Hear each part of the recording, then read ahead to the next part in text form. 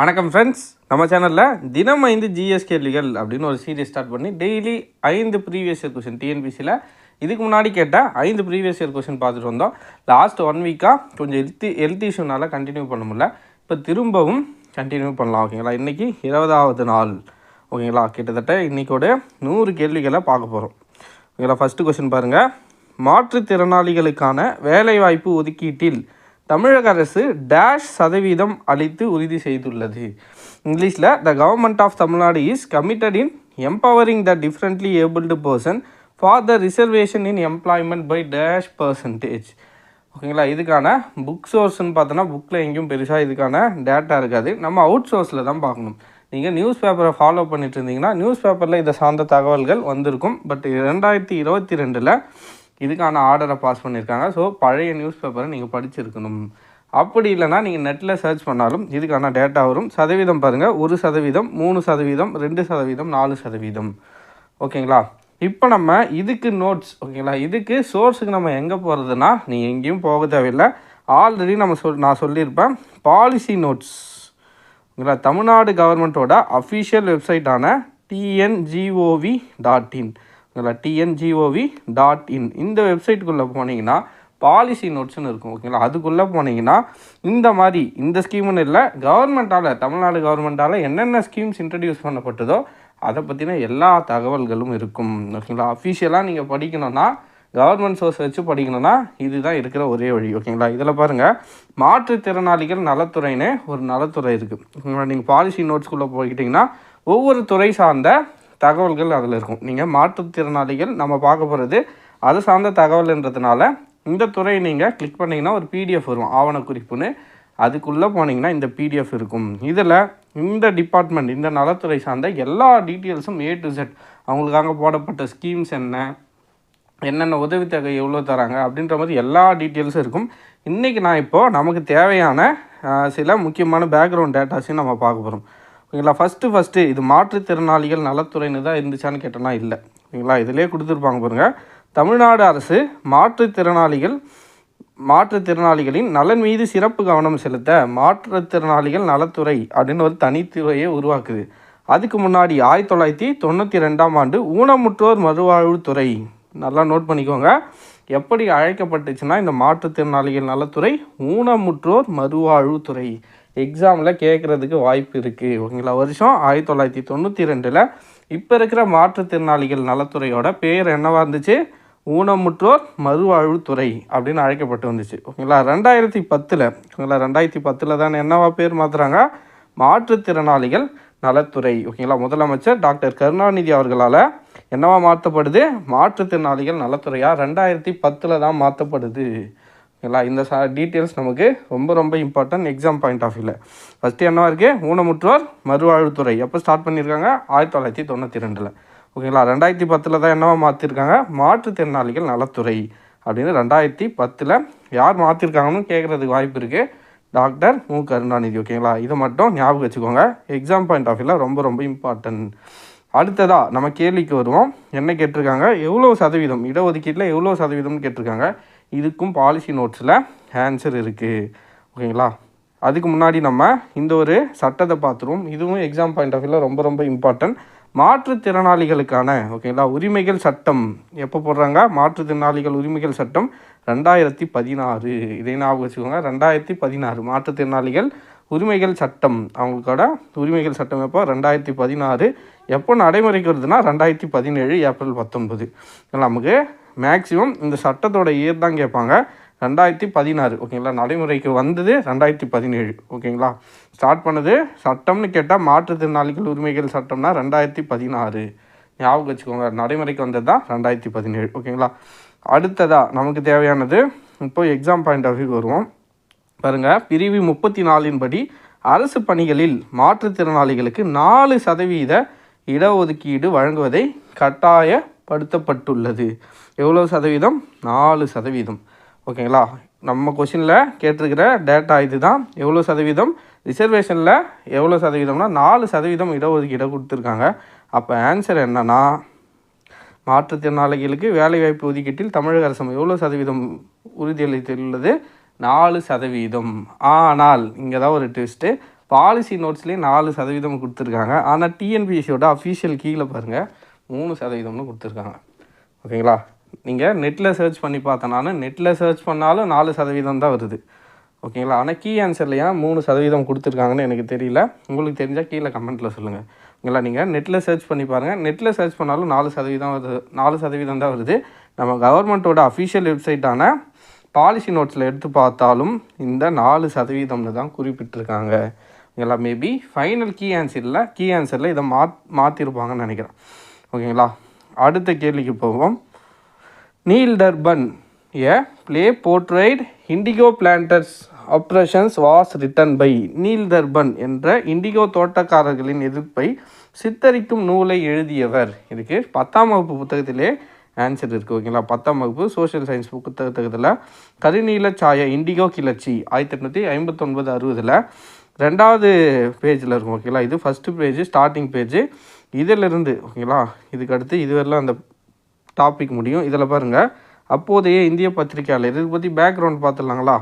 First என்னென்னா, indigo கருநீல சாய கிளர்ச்சி. ஏன் இந்த கிளர்ச்சி நடக்குது அந்த காலத்தில்? ஓகேங்களா, 1859 இந்த காலத்தில் என்ன நடந்திருக்குன்னு பார்த்தோன்னா, இண்டிகோ அப்படின்னு ஒரு பயிர் இருக்கும். ஓகேங்களா, இப்போ தான் செயற்கை சாயம் வந்துச்சு. அதுக்கு முன்னாடி இயற்கையாக இந்த இண்டிகோ அல்லது அவுரி, ஓகேங்களா, அவுரின்னு சொல்லுவாங்க, அல்லது இண்டிகோ அப்படின்னு சொல்லப்படுற ஒரு செடியிலிருந்து சாயத்தை தயாரிப்பாங்க. ஓகேங்களா, அந்த பயிரை, ஓகேங்களா, அந்த செடியை பயிரிட சொல்லி ஆங்கிலேயர்கள் இந்திய விவசாயிகள்கிட்ட சொல்லுவாங்க. ஓகேங்களா, அதுவும் என்ன பண்ணுவாங்கன்னா, ஒரு குறிப்பிட்ட அமௌண்ட், ஓகேங்களா, அட்வான்ஸாக ஒரு அமௌண்ட்டை கொடுத்துருவாங்க. ஓகேங்களா, அட்வான்ஸாக அமௌண்ட்டை கொடுத்துட்டு நீங்கள் பயிர் வச்சுட்டு அந்த கடனை திருப்பி வட்டியோடு கொடுக்கணும். ஓகேங்களா, ஒரு 5000 ரூபா கொடுக்குறாங்கன்னு வச்சுக்கோம். அப்போதைக்கு காசுக்கு ஒரு 500 ரூபா கொடுக்குறாங்கன்னு வச்சுப்போம். அது என்ன பண்ணணும்னா, பயிர் வைக்கணும், பயிர் செலவை பார்த்துட்டு கடைசியில் அந்த 500 ரூபாய்க்கு வட்டியும் கொடுக்கணும். 500 ரூபா கூட சேர்த்து 100 ரூபா வட்டி வருதுன்னா 600 ரூபாவும் அவங்களுக்கு செலுத்தணும். அது மட்டும் இல்லாமல் பயிர் வச்ச அந்த அவுரி செடியும் அவங்கக்கிட்ட கொடுக்கணும். ஓகேங்களா, அந்த சாயத்தை என்ன பண்ணுவாங்களா, இங்கிலாந்துக்கு ஏற்றுமதி பண்ணி அங்கே அவங்க துணிகளை தயாரித்து திரும்ப இந்தியாவிலே எடுத்துகிட்டு வந்து விற்றுட்டு இருந்தாங்க. ஓகேங்களா, பெரிய சந்தையாக தான் அவங்க இந்தியாவை பார்த்தாங்க. அப்படிப்பட்ட கருநீல சாயத்தை ஒரு கட்டத்தில் என்ன ஆகுதுன்னா, இப்போ அட்வான்ஸ் கொடுக்குற காசை விட, அட்வான்ஸ் ஒரு காசு கொடுக்குறாங்களா, 500 ரூபா கொடுக்குறாங்கன்னு வச்சுப்போம், அந்த காசை விட அவங்க பயிர் வச்சு வர காசு ஒரு 200 ரூபா 300 ரூபா தான் வருது. ஓகேங்களா, அதை விட அட்வான்ஸ் வாங்குகிற காசை விட, அவங்களுக்கு முன்பணமாக வாங்குகிற காசை விட அவங்களுக்கு கடைசியில் கிடைக்கிற காசு ரொம்ப குறைவாகவே இருக்குது. அதனால் என்ன பண்ணுறாங்கன்னா, திருப்பி ஆங்கிலேயர்கள் என்ன பண்ணுறாங்கன்னா, இந்த கடன் அடைக்கணுமா, திரும்ப நீங்கள் இந்த உங்கள் நிலத்தில் இதே பயிரை வச்சு திரும்ப எங்களுக்கு பயிரிட்டு நீங்கள் கொடுக்கணும் அப்படின்னு கட்டாயப்படுத்துகிறாங்க. இதனால் என்ன ஆகுதுன்னா, விவசாயிகளோட வாழ்வாதாரமே பாதிக்குது. அவங்க இந்த அவுரி செடியே, இந்த இண்டிகோ செடியே என்ன பண்ண சொல்கிறாங்க, இதையே நீங்கள் பயிரிட சொல்லி கட்டாயப்படுத்துகிறாங்க. இப்படி விவசாயிகள் இப்படியே அவங்களோட வாழ்க்கை அப்படியே போயிட்டே இருக்குது. ஒரு கட்டத்தில் என்ன ஆகுதுன்னா, வங்காளத்தில் நாடியா அப்படின்னு ஒரு இடம் இருக்கும். ஓகேங்களா, வங்காளத்தில் எங்கே இருக்குது, இங்கே வங்காளத்தில் நடியா மாவட்டத்தில் என்ன பண்ணுவாங்கன்னா, விவசாயிகள் எல்லாரும் சேர்ந்து கிளர்ச்சி பண்ணுவாங்க. இந்த மாதிரி நாங்கள் பயிரிட மாட்டோம், இந்த அவுரி செடியை பயிரிட மாட்டோம்னு சொல்லிட்டு கிளர்ச்சி பண்ணுவாங்க. ஓகேங்களா, இப்படி நடந்த இந்த இண்டிகோ கழகத்தை ஒருத்தர் என்ன பண்ணுறாருன்னு பார்த்தோன்னா, நீல் டர்பன், ஓகேங்களா, இண்டிகோவின் கண்ணாடி என்ற தலைப்பில் ஒரு நாடகத்தை யார் எழுதுறதுன்னு பார்த்தோன்னா, தினபந்து மித்ரா அப்படின்னு ஒருத்தர் எழுதுகிறார். ஓகேங்களா, இப்படி இண்டிகோ கழகம் நடக்குது. இந்த கிளர்ச்சி, ஓகேங்களா, இந்த கிளர்ச்சியை பற்றி நீல் டர்பன் அப்படின்னு இண்டிகோவின் கண்ணாடி, நீல் டர்பன்னா என்ன, இண்டிகோவின் கண்ணாடி அப்படின்ற தலைப்பில் ஒரு நாடகத்தை தினபந்து மித்ரா அப்படின்றவர் எழுதுகிறார். இதில் என்ன சொல்கிறாரு, இந்தியாவிலும் ஐரோப்பாவிலும் வாழ்ந்த மக்களிடையே இண்டிகோ விவசாயிகள் குறித்த பிரச்சனைகளை கவனத்தில் கொண்டு வர இந்த நாடகம் பயன்பட்டது. ஓகேங்களா, அவங்களுக்கும் தெரியப்படுத்தணுன்றதுக்காக இந்த ஒரு நாடகத்தை அவர் எழுதினார். யார், தினபந்து மித்ரா. கொஸ்டினில் பாருங்கள், நீல் டர்பன் இண்டிகோ தோட்டக்காரர்களின் எதிர்ப்பை சித்தரிக்கும் நூல். ஆக்சுவலாக இது நாடகம், ஆனால் நூல்னு கொடுத்துருக்காங்க. பட் ஆன்சர் என்ன, தினபந்து மித்ரா. ஆன்சர் யார், தீன்பந்து மித்ரா. ஓகேங்களா, தீன்பந்த் மித்ரா. ஓகேங்களா, இதுதான் இண்டிகோ கழகம். 1859 அவுரி. இதை இண்டிகோன்னு சொல்லுவாங்க அல்லது அவுரி செடி அப்படின்னு சொல்லுவாங்க. ஓகேங்களா, அடுத்த கேள்வி பாருங்கள், ரொம்ப எளிமையான ஒரு கேள்வி. ஹூ அப்ரிஷியேட்டட் திருக்குறள் எஸ் அணுவை துளைத்து 7 கடலை புகுட்டி குறுக திரித்த குரல். நமக்கு தமிழில் படித்தா ஈஸியாக புரிஞ்சிடும். அணுவை துளைத்து 7 கடலை புகட்டி குறுக திரித்த குரல் என்று பாடியவர் யார்? மேக்ஸிமம் எல்லாருக்கும் ஆன்சர் தெரிஞ்சிருக்கோம். யார், ஔவையார். ஔவையார் தான் என்ன சொல்லியிருப்பாங்க, திருக்குறளை இப்படி புகழ்ந்து சொல்லியிருப்பாங்க. நம்ம சின்ன வயசுலேருந்தே இதை படிச்சிருப்போம் ஓகேங்களா. இதுக்கு நமக்கு புக் சோர்ஸே எதுவும் தேவையில்லை. இப்படி சொன்னது யார், ஔவையார் ஓகேங்களா. அடுத்த கேள்வி, தீபகற்ப இந்தியாவில் கிழக்கே பாயும் நதிகளில் வளமான பறவை பாத அமைப்பு கொண்ட டெல்டாவை உருவாக்கும் நதி எது?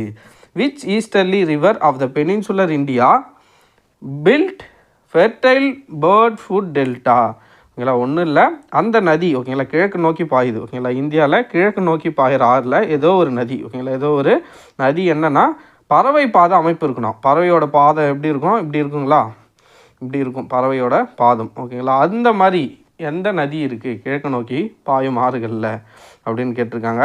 இதுக்கு நம்ம புக்கில் கரெக்டாக டேட்டான்னு பார்த்தோன்னா இங்கே இல்லை, நம்ம மேப்பை கரெக்டாக புரிஞ்சு வச்சுருந்தோன்னா இந்த கேள்விக்கு ஆன்சர் பண்ணலாம். இப்போ பாருங்கள், இந்த நதி எடுத்துக்கோங்க, கிருஷ்ணா ஓகேங்களா. இதுதான் என்ன சொல்லியிருக்காங்கன்னா அவங்க கீ ஆன்சராக இது தான் கொடுத்துருக்காங்க.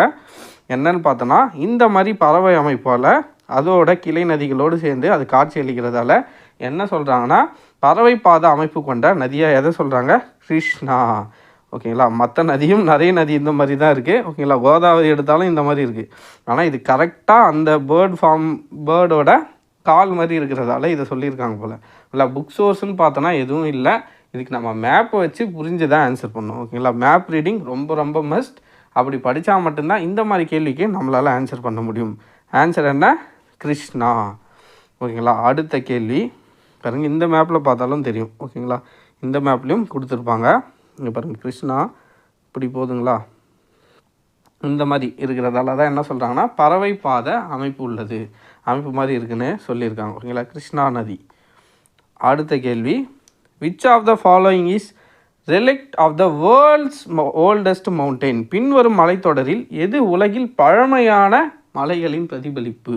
இங்கே 10th ஜியாகிரஃபியில் ஃபஸ்ட்டு லெசனை கரெக்டாக ஃபுல்லாக படிச்சிருந்திங்கன்னா இந்த கொஸ்டினுக்கு ஈஸியாக ஆன்சர் பண்ணிடலாம். ஒரு பாக்ஸ் டேட்டாலே இருக்கும்.